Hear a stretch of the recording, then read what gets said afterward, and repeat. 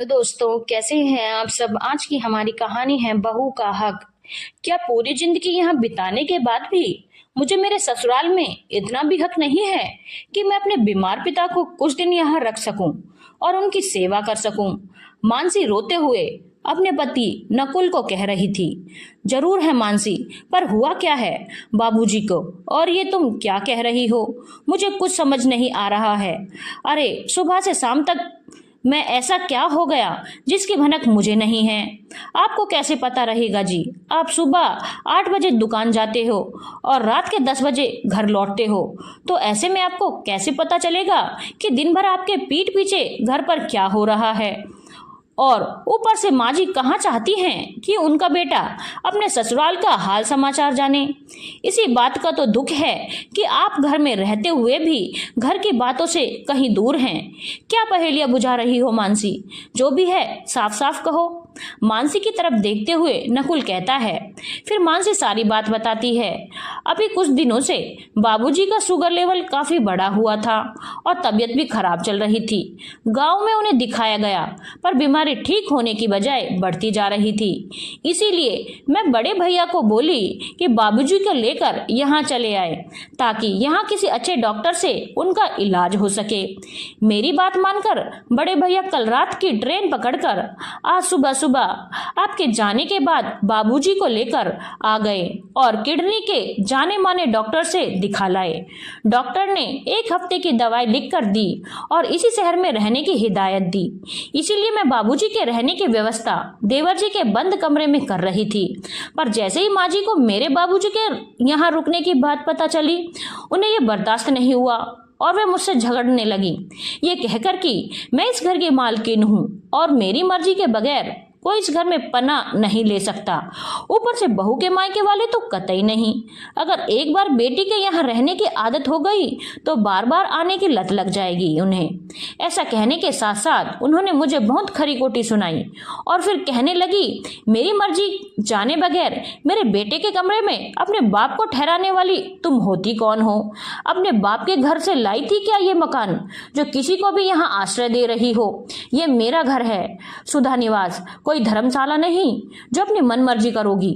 माँ जी की चीखती हुई आवाज सीधा बाबूजी और बड़े भैया के कानों में पड़ी और वो अपना सामान बांधकर जा ही रहे थे कि माँ जी बाबूजी को भला बुरा कहने लगी। शर्म नहीं आती है बेटी के घर बीमारी का बहाना लेकर रहने में? ये आपकी बेटी का ससुराल है, कोई सराय खाना नहीं। कुछ तो शर्म किया होता शर्म समझी जी। बाबूजी को बेइज्जत करने के बाद बड़े भैया को ताने देने लगी। अरे इतनी ही चिंता है अपने बाबूजी की तो ले जाओ किसी होटल में रखो, सब कुछ फ्री में ही चाहिए क्या जो मुंह उठाकर बहन के ससुराल चले आए? माँ जी की ऐसी बातें सुनकर बाबूजी सुन गए। उन्हें तो ऐसा लग रहा था जैसे नस काटो तो खून नहीं। कितना बड़ा लांछन लगा दिया गया एक बीमार पिता के ऊपर। अच्छा हुआ जो भैया तुरंत बाबूजी को अस्पताल के निकट एक कमरे में ठहरा दिए। अगर यहाँ रहते तो जीते जी मर जाते, बीमारी ठीक होने की बजाय और बढ़ जाती। कहते कहते मानसी सिसक उठती है। मानसी को यूं सिसकते देख नकुल उसे पानी देता है और कहता है, पहले तुम शांत हो जाओ मानसी, फिर मैं माँ से बात करता हूँ। इतनी बड़ी बात हो गई और मैं शांत हो जाऊं? नहीं जी, बिल्कुल नहीं। आज तो फैसला होकर रहेगा। अरे मैंने अपनी सारी जवानी आपकी माँ बाबूजी की सेवा में बिता दी और बदले में मुझे कुछ नहीं मांगा। मुझे उनके पैसे कौड़ी या कोई संपत्ति नहीं चाहिए थी, सिर्फ मुझे मेरा और मेरे मायके वालों का सम्मान मांगा था, पर यह चीज मुझे आज तक नहीं मिली। कहते कहते मानसी का गला भर आता है। फिर कुछ देर शांत होकर कहती है, आज आप मुझे ये बताओ कि क्या ये घर सिर्फ माँ बाबूजी का है? हमारा इस पर कोई हक नहीं है। हम अपने शादी के 20 साल दिए हैं इस घर को सींचने में, फिर भी इस घर पर मेरा कोई हक नहीं है। अगर ऐसा है तो फिर हमारा घर कौन सा है जी जिसमें मैं हक से अपना कह सकूं? अगर बहुओं के लिए घर की हर जिम्मेदारी काम है तो फिर घर पर हक क्यों नहीं? क्यों हमें इस हक से वंचित रखा जाता है? नकुल, क्यों हम अपने रिश्तेदारों को यहाँ नहीं बुला सकते। अगर ऐसा है तो मुझे भी मेरा घर चाहिए जिसे मैं हक से अपना कह सकूं। कहते कहते बार बार मानसी फवक पड़ती थी, पर आज वो चुप नहीं रहना चाहती थी। अरे बाबूजी कौन सा शौक से आए थे अपनी बेटी के यहाँ रहने? वो तो मजबूरी थी, इसीलिए उन्हें आना पड़ा। अगर उनका बस चले तो वो अपनी बेटी के घर का पानी तक न पिए, और शुरू से वो वही तो करते आए हैं, क्योंकि उन्हें पता था माँ जी का स्वभाव। वो तो मेरी जिद करने पर आ गए, और मेरी जिद की वजह से ही उन्हें ये बेइज्जती सहनी पड़ी। आज माँ जी का व्यवहार नकुल की आंखों में भी खटक सा गया। वो तुरंत मानसी का हाथ पकड़ा और अपनी माँ के कमरे में गया, जहां सुधा जी अपने पति विजय जी को आज सुबह हुए घटना की चर्चा ही कर रही थी, जिसमें वो मानसी के परिवार वालों पर इल्जाम लगाते हुए कह रही थी, नकुल के बाबूजी, ये जो बहू के परिवार वाले हैं सब के सब भिखारी हैं। देखिए तो कैसे 2 पैसे बचाने के लिए बीमारी का बहाना करके हमारे घर मुंह उठाकर चले आए थे। शर्म भी नहीं आती है ऐसे बिना बुलाए भिखारियों को? ऐसा कह ही रही थी कि सुधा जी नकुल पीछे से चिल्लाता है, माँ आपको शर्म आनी चाहिए। अपने बहू के बीमार पिता के बारे में ऐसा कहते हुए आप ऐसा कैसे कह सकती हैं, वो भी बीमार आदमी के लिए? छी, शर्म आती है मुझे आपकी ऐसी छोटी सोच पर। वो मानसी के जन्मदाता हैं, कुछ तो लिहाज किया होता उनका।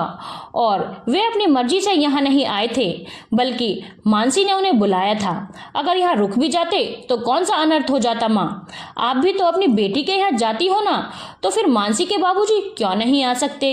अगर आपकी बेटी के ससुराल में आपका कोई ऐसा अपमान करता तो आपको कैसा लगता? माँ कुछ तो रिश्तों का मान रखिए माँ। और अगर मानसी के बाबूजी अपनी बीमारी का इलाज यहाँ रहकर कराते तो इसमें क्या बुराई थी? आखिर ये घर उनकी बेटी का भी तो है। खबरदार जो ऐसा कहा, ये मेरा घर है और इस घर में किसे रखना है और किसे नहीं, ये हम और तुम्हारी माँ डिसाइड करेंगे, बहू या तुम नहीं। रौब से चिल्लाते हुए विजय जी कहते हैं, ठीक है बाबूजी, यदि ये घर आपका है तो अब हम इस घर में एक पल भी नहीं रहेंगे। जहाँ इंसानियत की कोई जगह ना हो, जहाँ घमंड और रौब का बोलबाला हो, उस घर में मैं अब और नहीं रह सकता। हम कल ही इस घर को छोड़कर चले जाएंगे। ऐसा कहकर नकुल जाने लगता है कि तभी सुधा जी उसका हाथ पकड़ लेती है और कहती है, इतनी सी छोटी सी बात के लिए तू अपने माँ बाप को छोड़कर चला जाएगा? तू चला जाएगा तो हम कैसे रहेंगे बेटा? मुझे माफ कर दे बेटा, पर ऐसे घर छोड़कर मत जा। चाहिए तो तू अभी के अभी बहू के बाबूजी को बुला ला, मैं अपने हाथों से उनका कमरा ठीक कर दूंगी, पर घर छोड़कर जाने की बात मत कर। खुद के भविष्य की चिंता और श्रवण कुमार सा बेटा और मानसी जैसी आज्ञाकारी बहू के दूर जाने के डर से सुधा जी कहती हैं, अपने पर आई तो बात समझ में आ गई माँ जी। यहाँ 24 घंटे आप लोगों की सेवा में हाजिर रहती हूँ, इसीलिए हमारी कद्र नहीं है आप लोगों की नज़रों में। 20 साल हो गए माँ जी इस घर में मुझे आए हुए, पर आज भी मैं अपने किसी परिवार को यहाँ नहीं बुलाई और ना ही बुलाना चाहती थी, क्योंकि मुझे पता है आप लोगों का नेचर। पर इस बार तो आप हद ही पार कर गई। मेरे बीमार पिता की आंखों में आंसू दे गई। क्या गलती थी उनकी? यही ना कि वो एक बेटी के बाप हैं और बेटी के कहने पर यहाँ चले आए।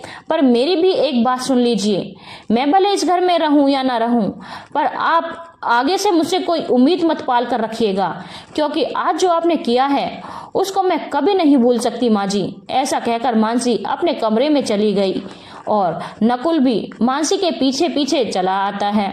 सुबह जब मानसी अपना सामान बांध रही थी तो नकुल मानसी को आवाज लगाता है, मानसी जल्दी बाहर आओ, देखो कौन आया है। मानसी भागकर आती है और देखती है उसके बाबूजी और बड़े भैया विजय जी और सुधा जी के साथ दरवाजे पर खड़े थे।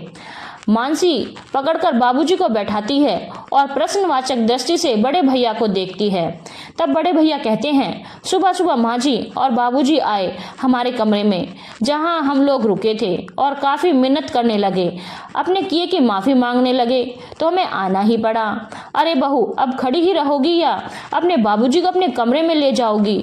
और हाँ, इनका पूरा ख्याल रखना, इन्हें किसी चीज़ की कोई कमी नहीं होनी चाहिए। नकुल बेटा, ऐसा कहते हुए विजय जी अपने कमरे में चले जाते हैं। फिर सुधा जी कहती हैं, समधी जी, जब तक आप ठीक नहीं हो जाते तब तक बेझिझक आराम से यहाँ रहिए, आखिर ये आपकी बेटी का घर है। धन्यवाद दोस्तों। अगर आपको कहानी अच्छी लगी हो तो चैनल को लाइक, शेयर और सब्सक्राइब करना ना भूलें।